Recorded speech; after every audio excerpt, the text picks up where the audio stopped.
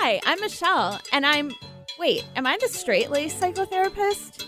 I thought I was going to be the unconventional hypnotherapist and you were going to be the super serious trauma specialist. No, you were going to be the relationship expert, like love expert. And you're going to be the specialist who guides people with down-to-earth techniques for transmuting trauma? Yeah, that's me. Okay, good. I'll be the love expert. I mean, I am the love expert. I think we have this all sorted out. I'm Laura Richer, founder of Anchor Light Therapy Collective. And I'm Michelle Mooney, a therapist at Anchor Light, and this is Holding Ground. Today and every Monday, we've got a little bit of everything for you. Shall we? Yeah, let's do this.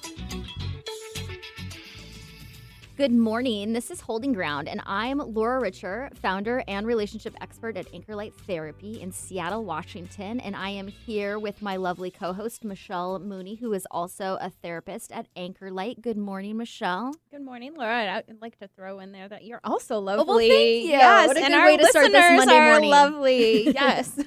So we are here live on 11:50 a.m. Talk Radio, and you can also find past episodes at our website, anchorlighttherapy.com, or on the KKNW website. So we have a very heavy, serious topic for today, but I think it's very relevant in these times. So today we are going to be talking about grief primarily and also trauma. So Michelle, who is our trauma expert, tell us a little bit about the relationship between grief and trauma. Just something light this Monday morning.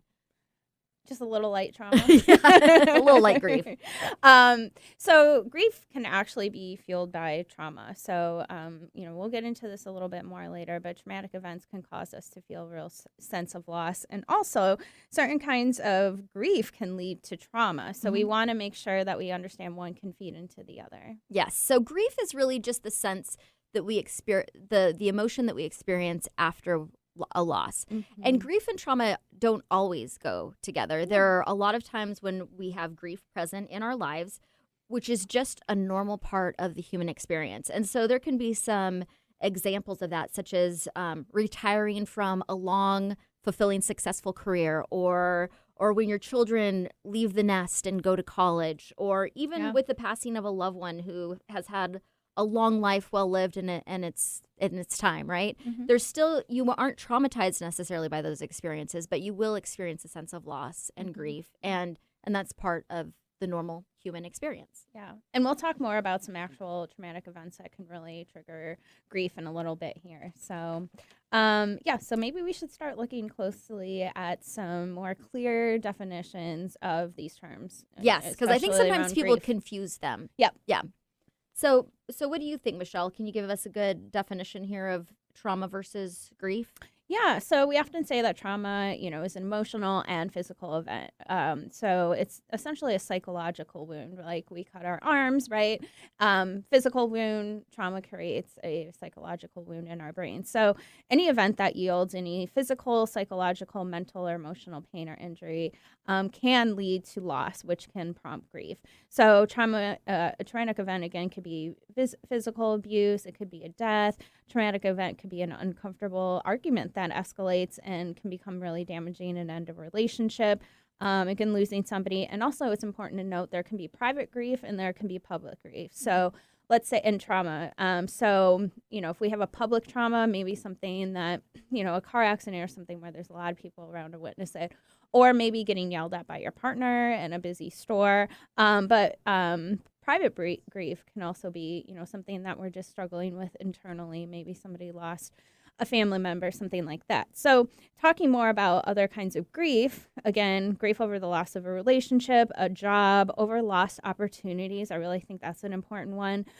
So when we go through a bad relationship, we may have a lost opportunity around finding a healthy one, and that can prompt grief. So that is a really important one, I think, to touch on. That I when I'm working with clients who come to the end of a relationship, a lot of the grief that they're experiencing is not even about what happened in that specific relationship, but the I always refer to it as the death of the dream that you had for that relationship. You're really grieving something that didn't actually happen, but that's just as profound as if it was an event that actually happened. Yeah. Or, exactly what you're talking about, the death of a dream. So maybe looking back on our lives, we think, oh God, I wish I would have gone to college. I wish I would have gotten that degree. Or infidelity infidelity, right? Why did this person go beyond me for connection? Mhm. So all kinds of lost opportunities, all kinds of grief that maybe we don't really think about often. So, and also a person might not know to label it as grief. Like, oh, this loss that I feel around not going to college or lost opportunity around a relationship, that's grief. So, So we want to take the opportunity in this episode to normalize grief, because grief is part of the human experience. We, as human beings, we are here to experience the whole spectrum of emotions from positive to negative, and that we will have grief in our lives. No one will avoid that experience. Yeah. And then that's okay. And sometimes it's a very appropriate to grieve and to allow yourself to feel those feelings of sadness, those feelings of loss. We just don't want to get stuck there or allow that grief to evolve into trauma. Yeah.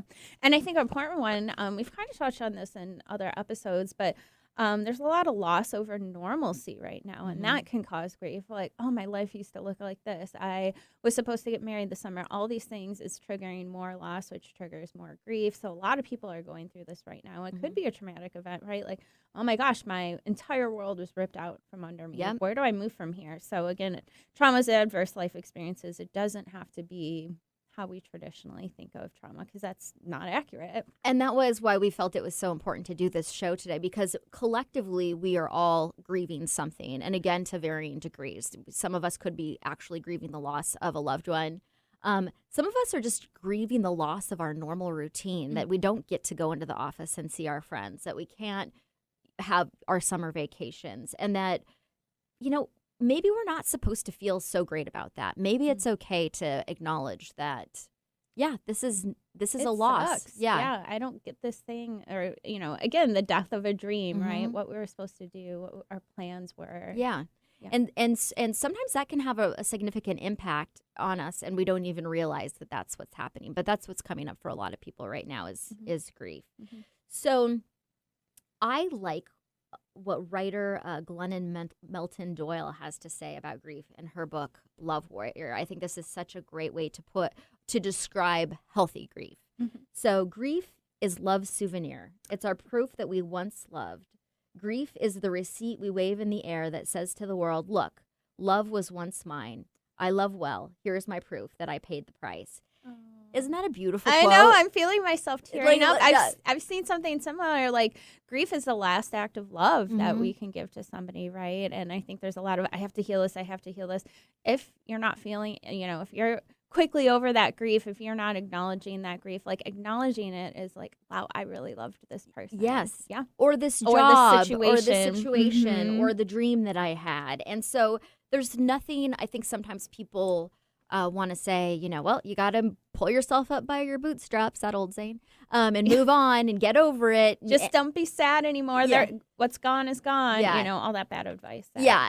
And, and at some point, again, we don't want to be stuck in grief, but especially when we're talking about mourning a loved one, there's going to be weeks, months, years that you will be in that grieving process, and that is just a reminder of how much you loved that person. So this is healthy grief, but we're going to be talking a little bit more about traumatic grief and when you might need to seek the help of someone to move past it. Absolutely. So that is going to take us into our first break. Thank you so much for listening to Holy Ground. We will be right back.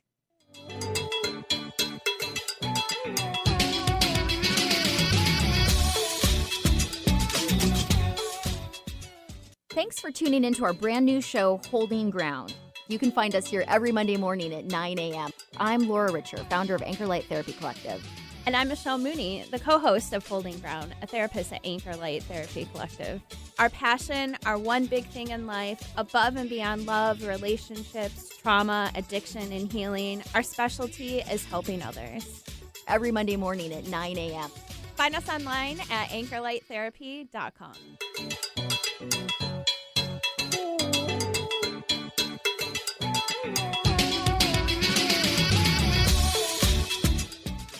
Welcome back to Holding Ground. This is Laura Richer. I'm the founder of Anchor Light Therapy in Seattle, Washington, and I am here every Monday morning with my co-host, Michelle Mooney, who also is a therapist at Anchor Light and our resident trauma specialist. And today we're talking all about grief, and it's not something that happens just after death. It's something that impacts pretty much every aspect of our life, or it can. Yeah. And so we're going to dive a little deeper into that today. Yeah, so we started the first segment around talking about the connection between emotional trauma and grief. So it's hard to know sometimes where one begins and one ends, right? So like we were talking about, one can cause the other. So definitely can be a cycle. So I recently actually made a list of blog posts around some of this on our website. Yes. I don't know if you got the chance to read all those yet, Laura. I did, and I think everybody should read them. Go to anchorlighttherapy.com because we have a lot of really good information there. Yeah, click on the blogs tab, and there it is. So Laura also writes beautiful ones. But and it includes a list of very common emotional traumas that can cause grief. So remember, grief is an emotion that follows the loss of an inherent traumatic event. And this can show up and help us identify grief beyond the loss of a loved one. And not that we want to skim over the loss of a loved one or the loss of a beloved pet, let's say, for example. And I think it's in the terms of losing a loved one, right? It doesn't always just have to be like, okay, that person died and it's really sad. It's what can actually come after that too. So let's say your support system isn't witnessing your grief, allowing you to express that grief, like invalidating, kind of like, well, this is, we just have to focus on the plans. Or I've even seen things like kind of things like money and like who gets what asset can really be disruptive. So it's like this kind of like continual process. So it's not just the loss of the loved one. I used to volunteer for hospice when I lived in Phoenix, Arizona, and we did a training around grief when I was doing that. And one thing that they talked about that has always stayed with me is that sometimes for people, the second year after a loss can be more difficult than the first, because in the first year, everyone's still checking in on you. Everyone else is probably doing their own grieving process, the people around you in your lives. But like, say you've lost your partner, for example, somebody who's part of your everyday experience. Yeah. And then everybody else has kind of moved on a little bit, and maybe they're not checking in on you as much. And like your grief is still very present, and that can trigger even more grief. Yeah. So if you're trying to help somebody through this, again, just witnessing it, allow them to go through the process. Say, I know you're having a hard time, and allowing them to express and feel whatever it is they're feeling, regardless of where the source of this grief is, right? Because when we start shutting people down, you're behaving the wrong way, or you shouldn't be feeling that anymore. Yeah. Or like you said, disappearing in that second year. Right. So, yeah. And if you're going through that process, just knowing, a lot of times another common thing that people will say to me after a death or a divorce is like, why am I not over this yet? It's, it's year 2, it's year 3. Well, the grieving process, unfortunately, takes as long as it's going to take. We don't get to control that. And if you've experienced a significant loss, it's natural that you feel desperate sometimes to move through it and be done with it. But sometimes that can, I think, delay your process and even make it worse. And so just allowing and accepting that this is where I'm at, this is what's happening right now, can be really helpful. And again, it takes the amount of time that it's going to take. Like, trying not to set parameters for yourself. I see that all the time, too. Like, I should be over this by now. It happened 20 years ago. But kind of like what we were talking about in the first segment is, love is that kind of like, or grief is that receipt of love, right? Yeah. It's this I mean, if you lose a partner, like suddenly, if you lose a parent suddenly, there's going to be that hole there, and trying to close that up. I mean, that person's always going to be gone. So not saying you're going to be sad and miserable and in bed for the rest of your life, but, in a way, it's actually honoring that person too. Like, you don't want all of that to disappear. It's a way of honoring a positive experience you may have had, a mentor, a great job, all of that, loss can really stick with us. Yeah, and then that's okay. Like, and you make a very good point with this, the loss of a loved one. That's going to stay with you for the rest of your life. And you might not be in an acute state of grieving where you're not eating, you're not sleeping, but it could be 5, 10, 30 years down the road, and you are still feeling the loss of that person. And that's actually a normal response. And so to try to avoid that, or to shame yourself for not being over it, that isn't going to be helpful. Yeah, Yeah. exactly. And knowing there can be grief along the way too. Like this person isn't going to see me get married. This person isn't going to see me like make Yeah. advances in my career. That sort of thing can really just it can crop up, right? And that's Right. that love. I really wish my mom or dad could be here and walk me down the aisle or whatever it is. Right. So yeah. Yeah. And I think, we talk about getting stuck in grief, which is what we don't want to do. We want to allow for grieving, but we don't want to be stuck in a place where we're not able to function in our lives. And I think sometimes resisting the normal process of grief is what's going to cause that to happen. So fighting against it actually keeps you in the place that you don't want to be in. Mm-hmm. Yeah, absolutely. So kind of jumping in now to what can be some more traumatic events around grief. So we're going to start today with verbal abuse. So being name called, being screamed at, having ugly put downs hurled at you, verbal abuse can definitely be a traumatic event. So it can happen anywhere, at home, it can happen at work, it could be at the supermarket. So we were talking last week actually about these things being a lasting impact. These things are, in some way a lost opportunity, a lost relationship the way we wanted it to be. So verbal abuse can be very grief inducing. Yes. And so this is the connection between grief and trauma. So verbal abuse can be traumatic, and it can also trigger a sense of grief. So an example of that that I've seen with clients over the years is I had an abusive childhood, and so that's traumatic. Mm-hmm. I had a parent who didn't support me or love me. There's grief that comes with that. There's this sense of loss that what should have been there wasn't there. The dream I had for the parent-child relationship actually didn't exist in the way that I would have wanted it to. And so the trauma could be that scar that's left there, but there's also a healthy, natural grieving process that you might go through when you're processing that experience. Yes, absolutely. Yeah. So, but when we're talking about what kind of grief is going to, what the sense of loss is when you're being like verbally attacked, or when you're part of a global pandemic, as we keep referring to in our shows, since that's so relevant right now. Mm-hmm. You may have a loss of safety. You believe that it's safe for me to go to the grocery store, and now somebody has like assaulted me there. Now I'm not.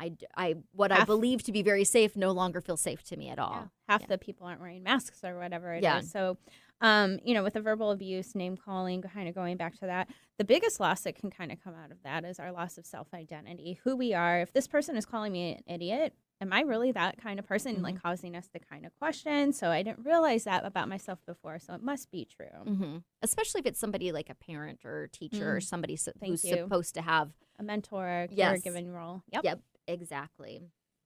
So grieving the loss of safety, I think that is so relevant right now because we used to believe that we could go out in the world without getting sick, and now that's a new thought that we weren't dealing with before. And so there is grief around the loss of the normal, air quotes, normal way of doing things. When are things going to be normal again? Don't you hear a lot of people say that? Yeah, and that's a really good point, because it's not just this loss of maybe a job, or not to say just the loss, but focusing on other things, like, so our safety, right? Like you're saying, if I go out and do these things, am I going to be protected? Or are the people going to look out for me, wear their masks, that sort of thing? So yeah, that loss of just feeling safe when we leave the house. There's that heightened awareness now that this might not be the safest thing I need, to do, but I also need to buy groceries, you know, like having to balance that stuff, right? And feeling like I could be putting myself in harm's way right now. So again, that loss of feeling that we're safe. So, and we talk a lot about in therapy when somebody is grieving a loss of adjusting to a new normal, that we're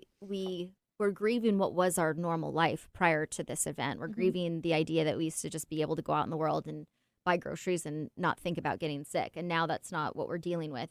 But part of the process of healing is accepting that we can feel bad, we can feel sad for that loss, but at the same time, we have the capacity to adjust to a new normal. And our new normal for the time being is, wearing masks or whatever hand sanitizer or whatever we're doing. Yeah. So I like that you keep using that word adjustment, because there's something I kind of want to touch on real quick. Is we think about, okay, grief, this leads to, long-term depression. It can lead towards long-term anxiety, right? I'm always going to be feeling this way. I'm really sad. There's actually a lot of people don't know about this, let's say mental illness. I don't like using the word Diagnosis. illness, or whatever.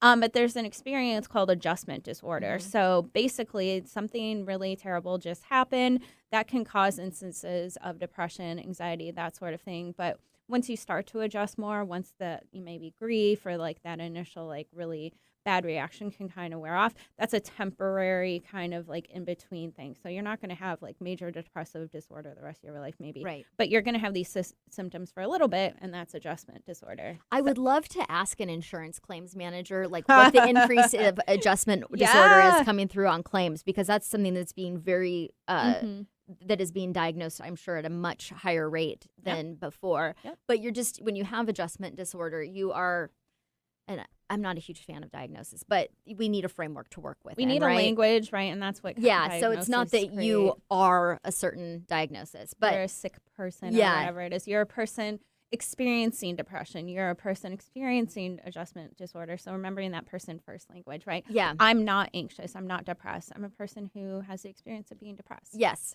exactly. And that it's, it's just like, I'm not a cold. I might have a cold. Perfect, right? So it's the same thing. Anyway, that I get off my kind of where I was at here. So with a higher level of, and no two people are having the same experience with adjustment disorder. It shows up differently for different people. But what that is that we're not able to process all the grief that we're experiencing. And so we kind of just start to shut down. Right. So switching gears a little bit, the next form of grief is working for a toxic boss. So being constantly questioned, being undermined, being ignored, being overworked, this loss of work-life balance, this loss of feeling appreciated at work, the loss of having a job that's meaningful to you. So this can really affect And so, a lot of Michelle, people. I just wonder, why did you mention a toxic boss in this episode? Well, I didn't want to tell you in private, but yeah, we should get it on the air. Yeah, maybe we need some couples therapy to kind of iron this out. But yeah, I definitely wanted to call that out for personal reasons. Yes.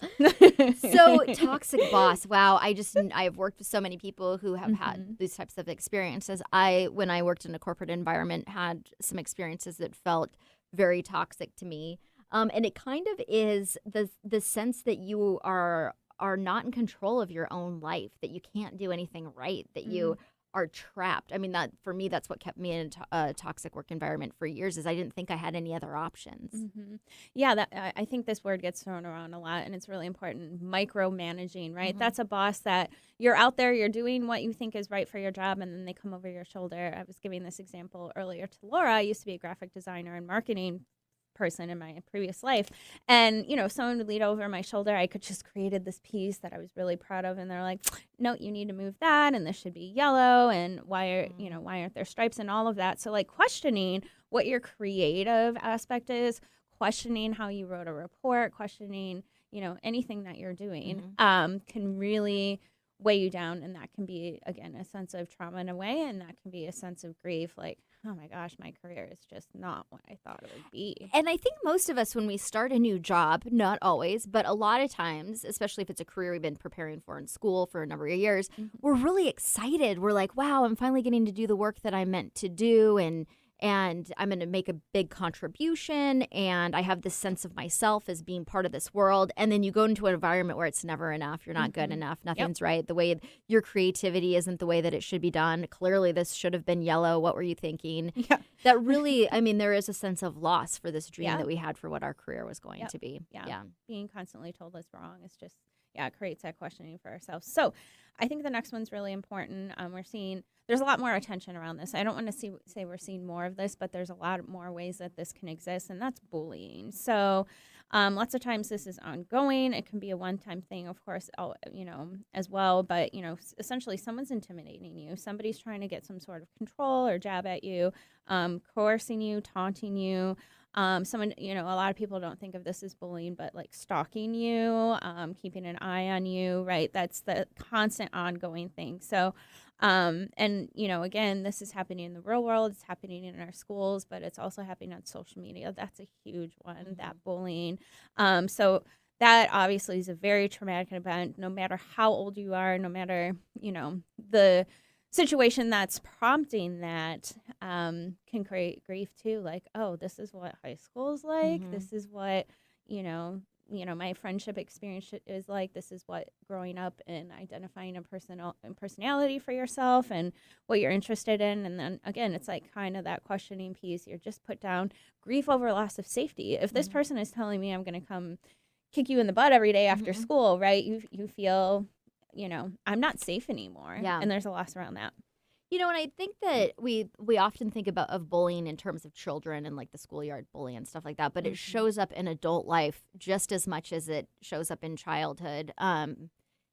So hopefully not in such obvious ways, but like the toxic boss, often that is an experience bully. Being bullied. Yeah. I hear stories of people in relationships that they're being bullied by their partners. I mean, even like you said, online, even people that they barely know. Maybe they know them from online dating or different ways that you wouldn't imagine would be super impactful can have actually a big impact of somebody trying to devalue you and take away your self-esteem, which is, as I've mentioned in previous episodes, self-esteem is pretty much what I work on with everybody in my practice, because it is so bullying, especially childhood bullying, that I've worked with clients in their 50s, 60s who are still dealing with the aftermath and grief of being bullied as a child.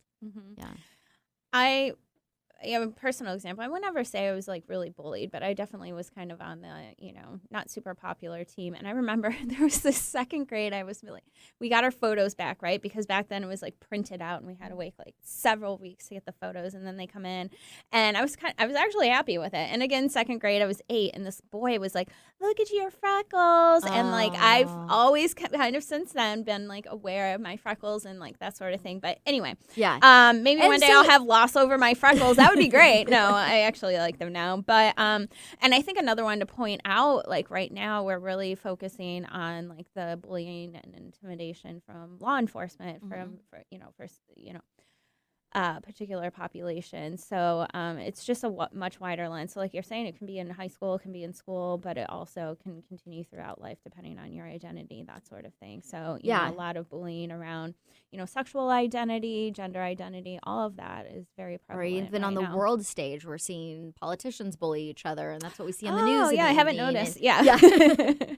Yeah, good point. So so again, that's that feeling, that loss of safety, that loss of freedom, that loss of being able to be who you are in the world, and there's a sadness that comes with that. I'm not allowed to be who I am, or there's something that is wrong with that, and that can trigger trauma as well as grief. Yeah. So that feeling of I'm bad in some way. Right. So the next one we have, I think, is we also hear this word a lot now in pop culture, and there's a lot of sometimes some misunderstanding about this, but what can cause grief, what can cause trauma is gaslighting. So the feeling of gaslighting is just like you can, again, completely lose your sense of identity. You start to question things because your partner, whoever it is that it's gaslighting you, parents can do this, bosses can do this, right?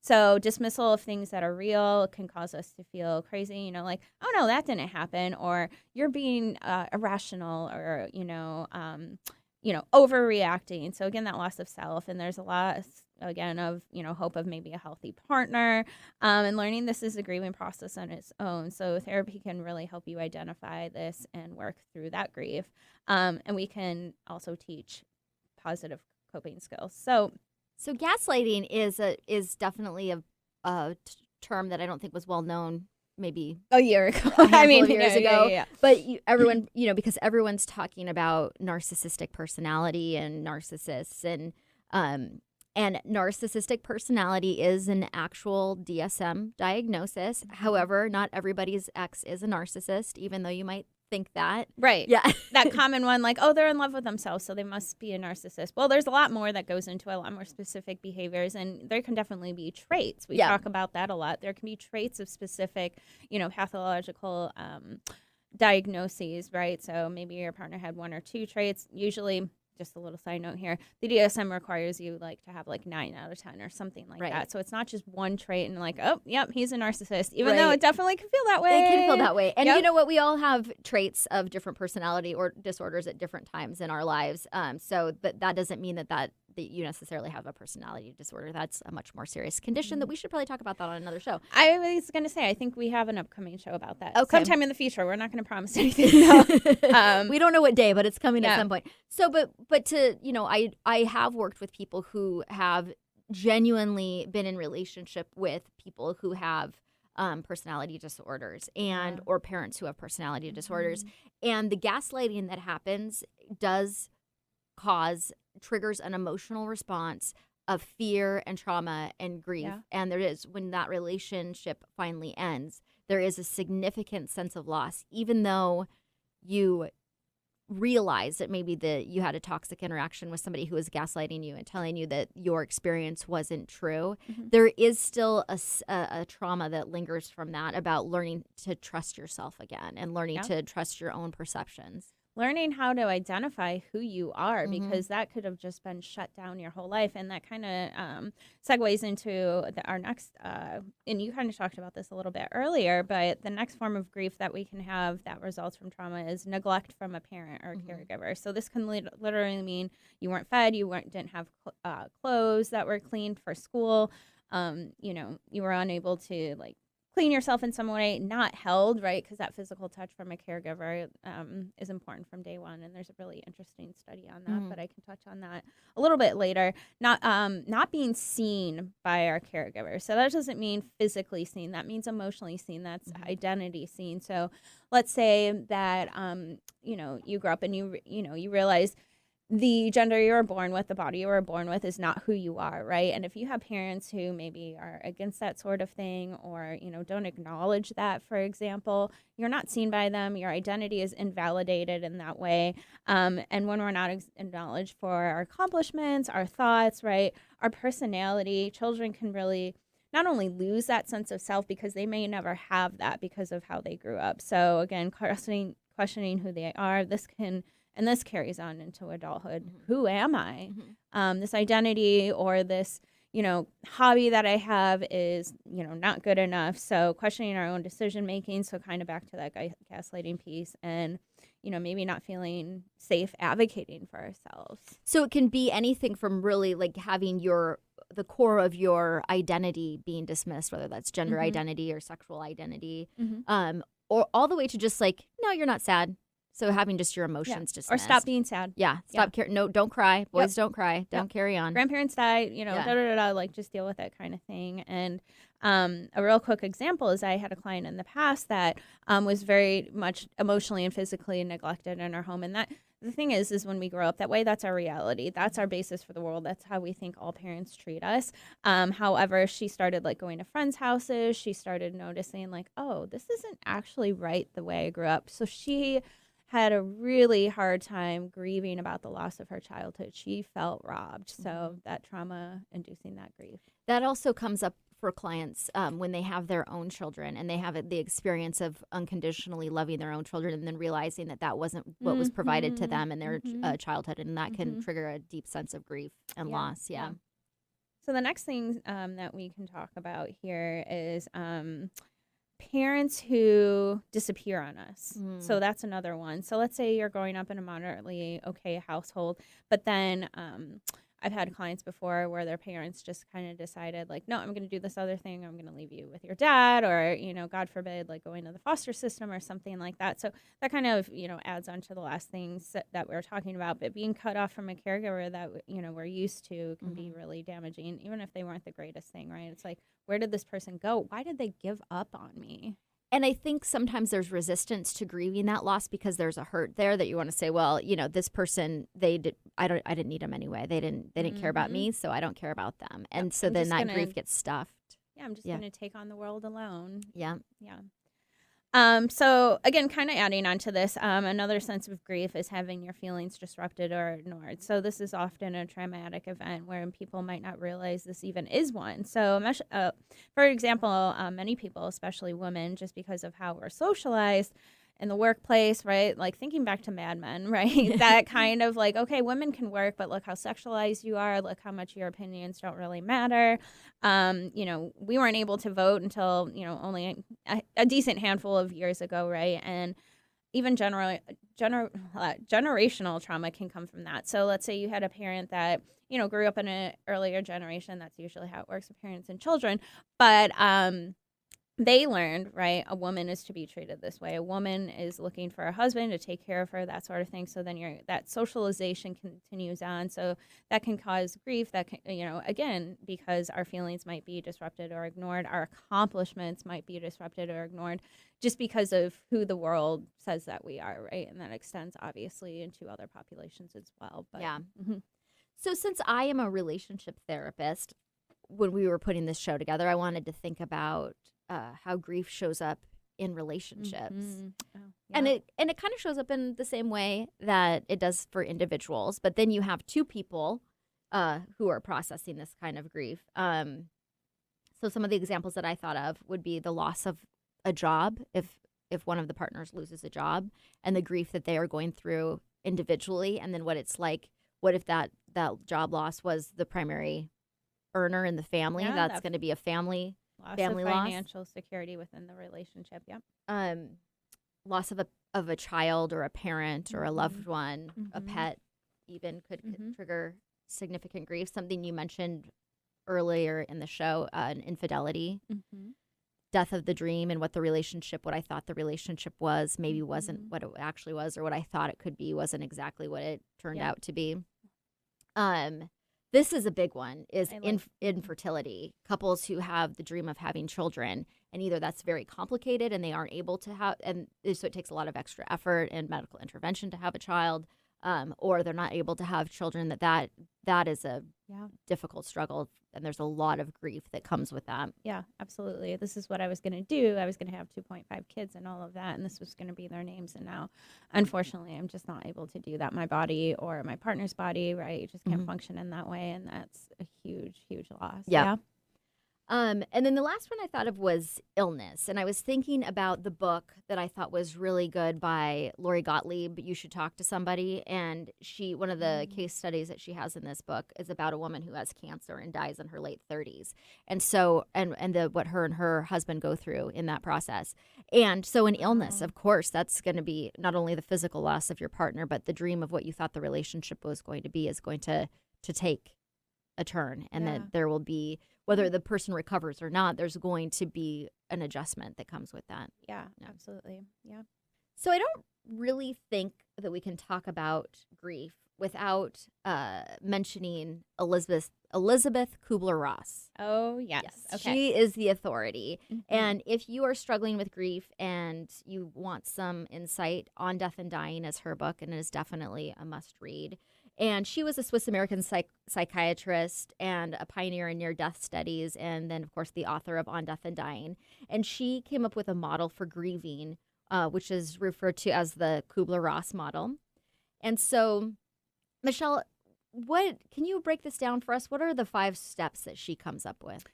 Yeah, great question. So we often hear about these 5 stages of grief that people go through. So number 1 is denial, and that's a conscious or unconscious refusal to accept the facts, right? And none of this is bad. None of this is shame, right? But gosh, did my parent really die? Did my pet really die? This people, pet owner, this wonderful creature, right, that used to be at my footsteps every single day is now gone.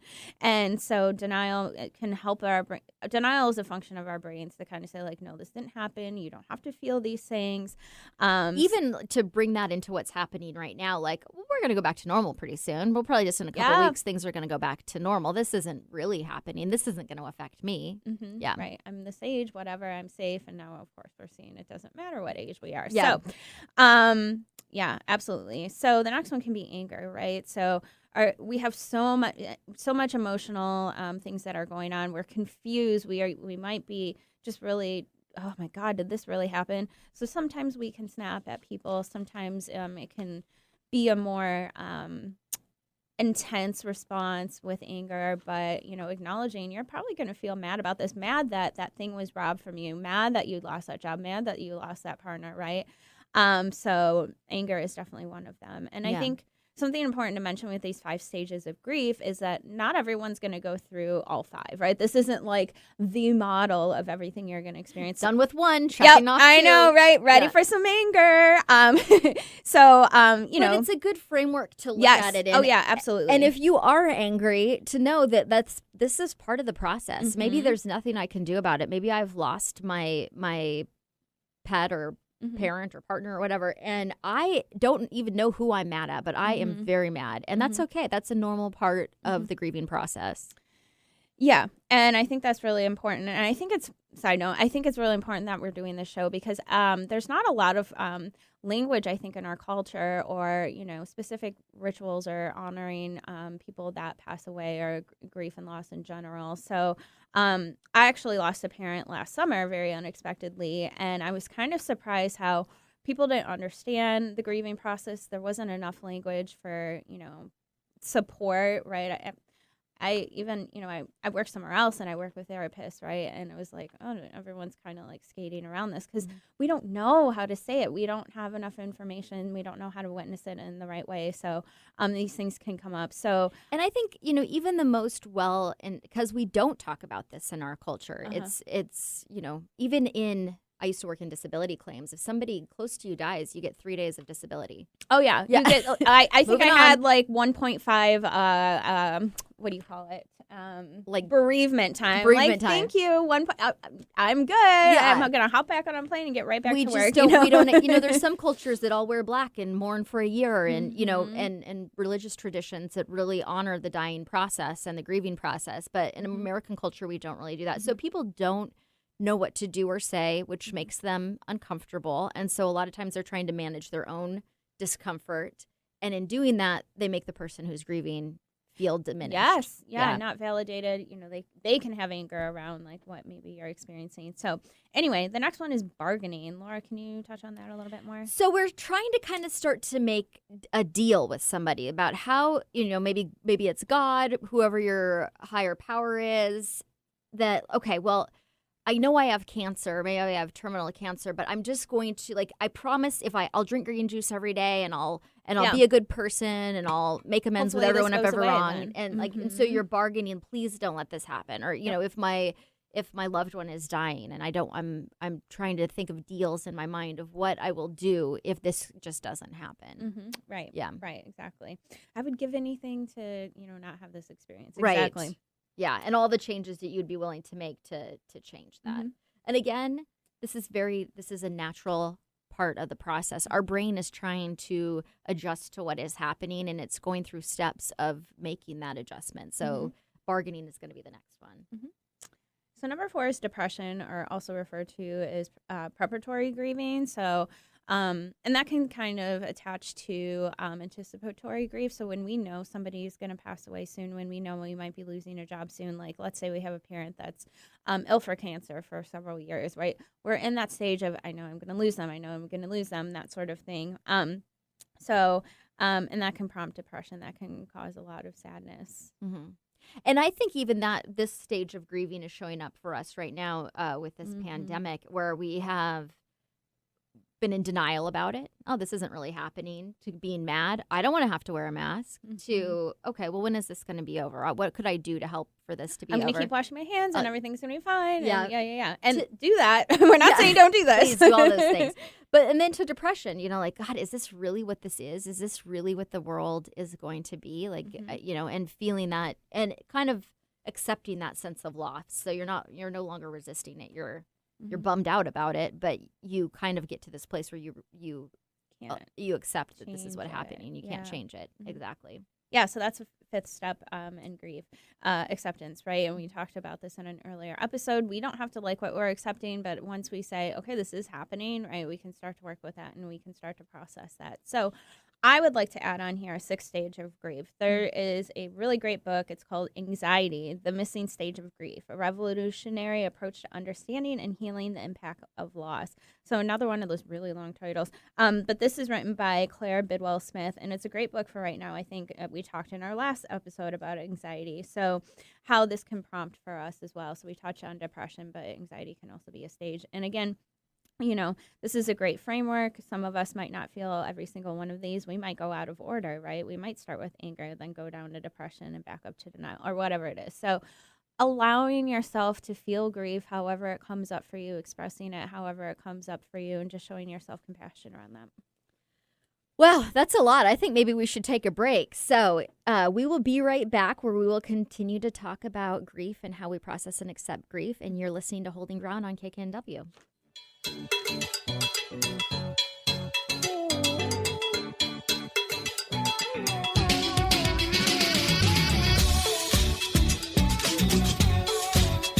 Thanks for tuning into our brand new show, Holding Ground. You can find us here every Monday morning at 9 a.m. I'm Laura Richer, founder of Anchor Light Therapy Collective. And I'm Michelle Mooney, the co-host of Holding Ground, a therapist at Anchor Light Therapy Collective. Our passion, our one big thing in life, above and beyond love, relationships, trauma, addiction, and healing, our specialty is helping others. Every Monday morning at 9 a.m. Find us online at anchorlighttherapy.com. Like us on Facebook, facebook.com/1150kknw.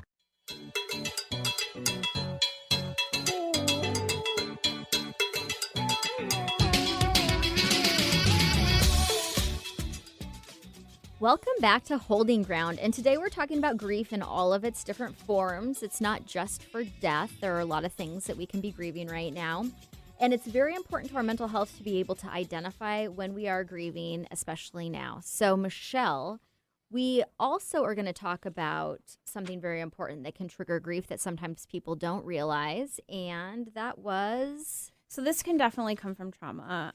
So negative self-beliefs, and we talk about this on the show kind of often, but these are the things, again, that get us really stuck. So what traumatic experience, what adverse life experience caused us to create these incorrect narratives about ourselves? So if we go through trauma of maybe losing someone, right, we can develop that negative belief of, people will always leave me.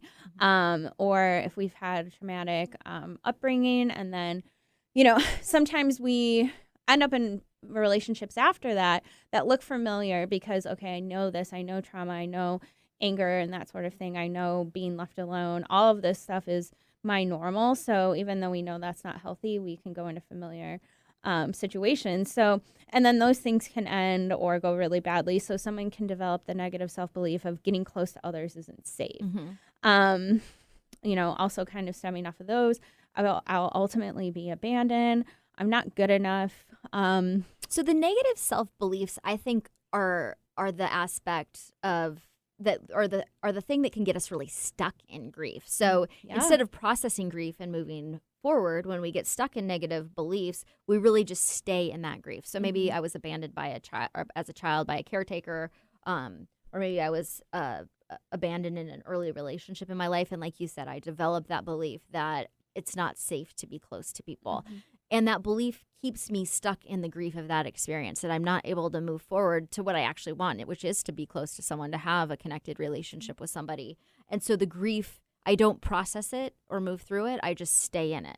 Yeah. And then that can cause future grief, right? Because again, that lost opportunity thing. If I'm fearing, it's not safe to get close to others, there's healthy people out there, there's healthy relationships. But if you're stuck in that negative belief that could have come from grief, or that negative belief from somewhere else is causing that grief. So very important to point out, again, these things can get us so stuck that it limits our behavior. It ruins our focus. That, like a self-esteem one can make us feel like, okay, well, I'm not attractive enough to get a partner, or I'm not smart enough to get a partner. So then what happens? Then we grieve that loss of connection that we maybe could have had in life. So, and it's interesting that sometimes those things that we're grieving and where we get stuck in that grief, it gets buried deep, and we might not even be aware of it. And EMDR and hypnotherapy are both modalities that we use at Anchor Light to help people access some of these negative belief systems that are keeping them stuck, and help them look at them and reframe them and see them in a different way to help them process them and move forward. Yeah.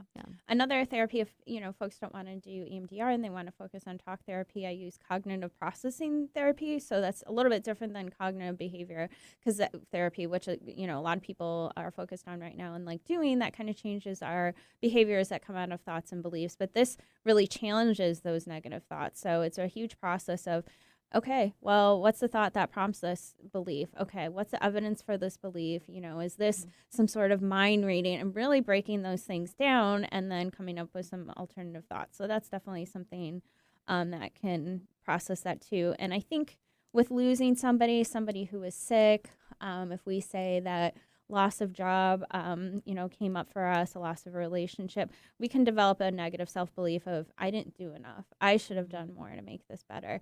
And so if I didn't do enough, I should have done more. That can keep us really stuck in that grief of loss. Yeah, and your mind is trying to look for solutions, and that's why it's focusing on that thought. But if they're really, in terms of somebody passing away, most times there really wasn't anything that we could do. Right. If I had been there to take that phone call, if I had told them not to drive the car, we can't know those things. So, right.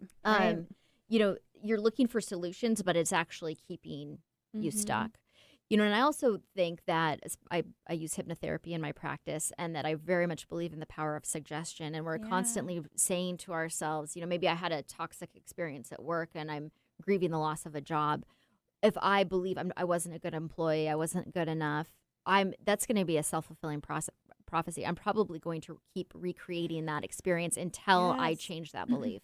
I love that self-fulfilling prophecy, right? This relationship's going to end, so sometimes we do things to make it end, or in those sort of ways too. If we think that these things are going to happen, sometimes we do things to perpetuate that, maybe even unintentionally. So and that is the reason why we want to have we're going to have the whole range of human emotions, but we want to be able to focus on some positive thoughts and some positive outcomes, because ultimately that's what helps us create positive experiences. Yeah, absolutely. Yeah.